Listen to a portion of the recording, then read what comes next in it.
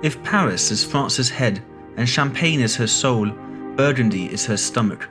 It is a land of long meals, well supplied with the best ingredients: Chevrolet beef to the west, breast chickens to the east, and those rich, creamy cheeses for which it is also so famous, such as cellars or époisses. It was the richest of the ancient duchies of France, and even long before France became Christian, Burgundy was famous for its wines.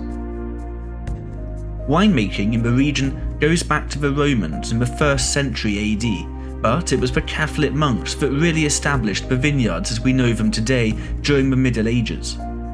The monks systematically studied the land and grew grapes for the church and the aristocratic Dukes of Burgundy.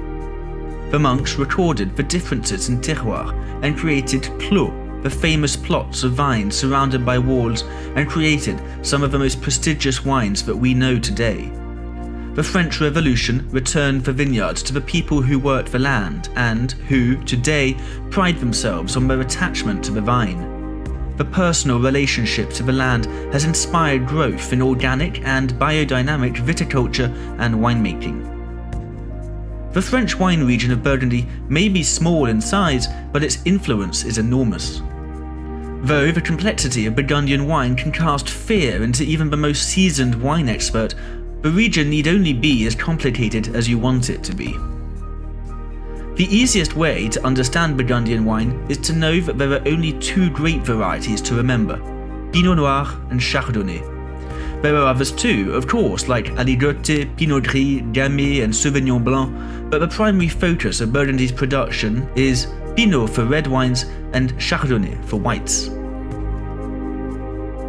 To the Burgundian winemaker, the region is not only the original home of these grapes, but the terroir that best expresses their character: elegant, aromatic, and complex. About 200 million years ago, the region was part of a vast tropical sea.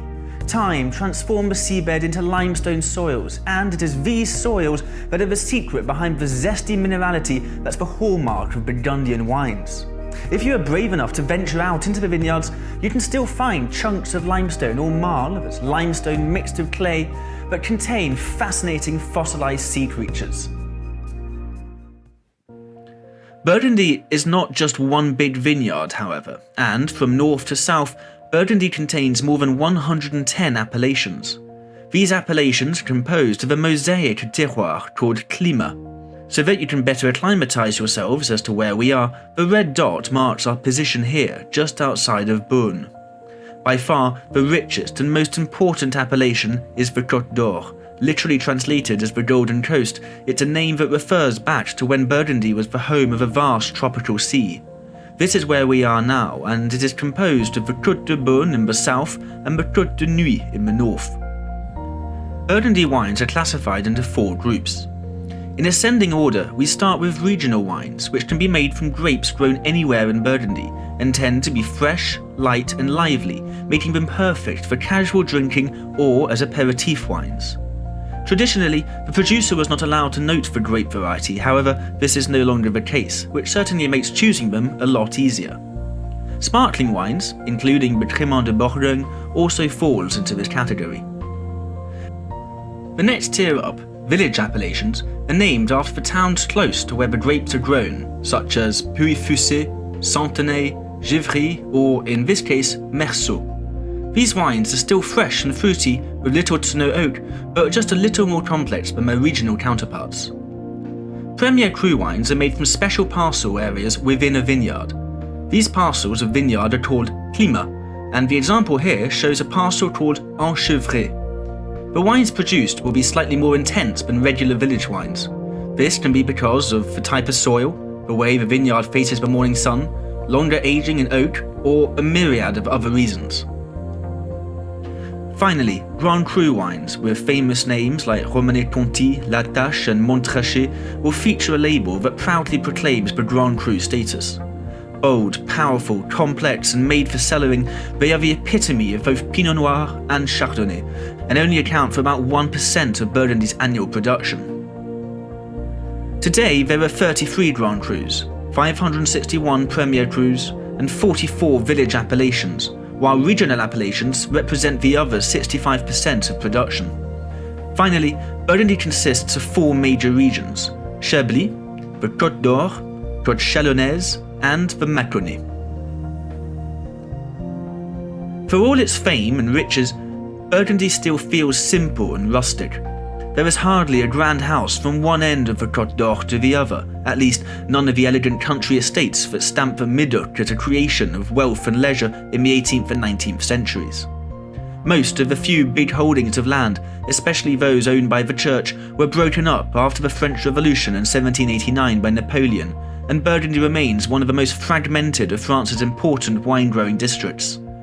The average domain, as a grower's various vineyards are called, may be bigger than it has been in the past, but it is still a mere 7.5 hectares, or 18.5 acres.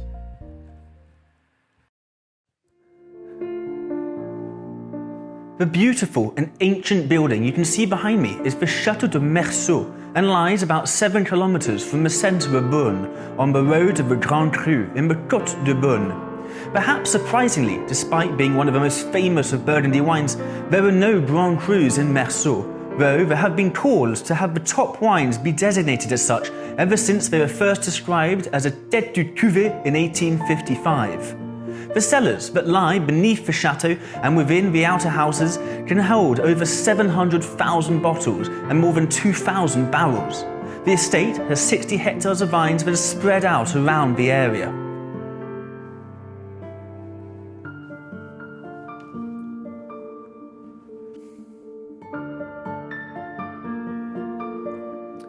The chateau has the rare occurrence of not only being a Burgundian winery, but also has an eponymous appellation. Although there are many wine chateaux in the Bordeaux region, it is not the case for Burgundy, where it is quite uncommon to find the name of a chateau associated with a winery. The origin of the Chateau De Merci dates to the 11th century, when a fiefdom of the nearby Moulin Foulot was constructed. In 1666, a manor house was built near the mill, including a main building, 2 stables, and a wine press. This manor was the centre of the domain, with vines located on Meursault and Montilly. Up until 1758, the estate was significantly expanded from 7 to 30 workers. A terrace and paths were created, and new buildings were constructed, and the chateau was arranged more comfortably. At the beginning of the 19th century, a front facade was added at the same time as a vast vineyard. Italian inspiration can be noticed in the flat roof of the hollow tiles of the northern tower and the banners that highlight levels. When the Serre family took over, they extended the castle and developed the vineyards. The present-day owner is André Boisseau, and the vineyard has blossomed under his ownership, helping it to gain the worldwide popularity that it enjoys to this day. Anyway, that's enough of the chateau. Why don't we go inside and take a peek at the cellars? I mean, that's why you're here, isn't it? Follow me.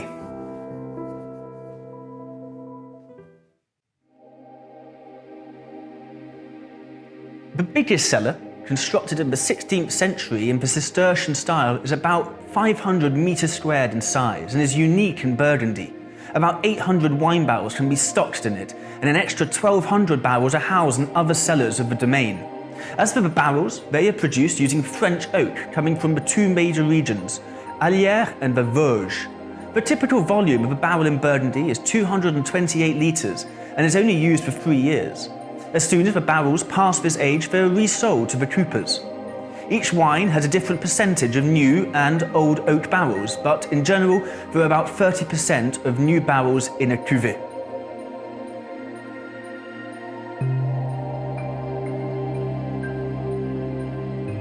Outside, the vines are ideally suited, halfway up a hillside at an altitude of about 250 meters, exposed to the east and sheltered from the wind by slopes to the west.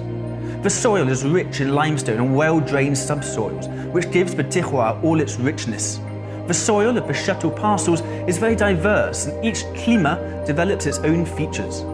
There are three major types of soil here: hard Kimmeridgian limestone of the Jurassic period, which we'd seen earlier up in Chablis, the Marly limestones and old calcareous alluviums, which are often found here in southern Burgundy.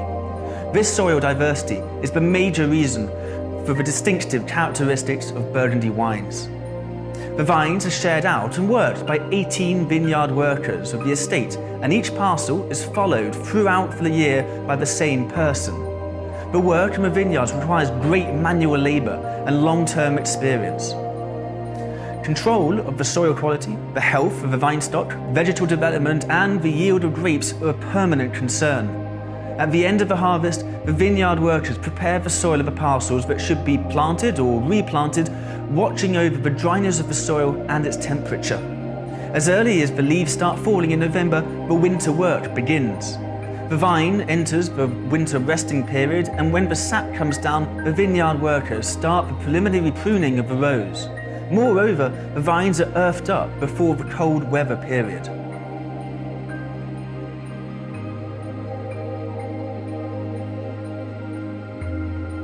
At the domain du Chateau De Merci and on a wider scale throughout Burgundy, they practice a griot pruning method, which is quite long, and as a result, the vines are spread in a way that guarantees the aeration of the bunches and a good vine's health. During spring, severe bud removal is practiced to establish the production of around 40 hectolitres per hectare. Moreover, ploughing helps to aerate the soil and reduces the development of the weeds. The bud removal is the sign that the vine starts to recover. The vineyard workers take care of the vine development, ensuring that the vines are correctly fixed to the trellises. That is the key element for the good ripening of the grapes.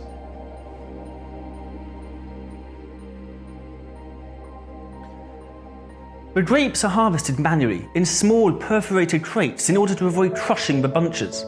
Since 80% of the vineyards are situated within a radius of 2 kilometers around the chateau, it makes the shipping of the grapes easy and preserves their freshness. At their arrival to the chateau, the bunches are immediately sorted. Afterwards, Chardonnay grapes are pressed, and as the Pinot Noir, they are put directly into vats.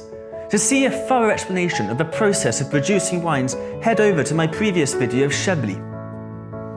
Chateau De Merci produces wines from Puligny-Montrachet, located in the south of the Côte de Beaune, right up to Corton in the north. The wines, coming from Pinot Noir, express their terroir, especially for Premier Cru from Volnay, Pommard, Beaune, Savigny-les-Beaunes and the Grand Cru from Corton. In the Merci appellation, the chateau is the owner of about 10 climats or plots, including the prestigious Charme, Charme Dessus and Perrier Premier Cru. Chardonnay is also a grape variety that is planted in magnificent parcels, the Puligny-Montrachet Premier Cru and Champagne, Savigny-les-Beaunes, Beaune and Corton Vergennes.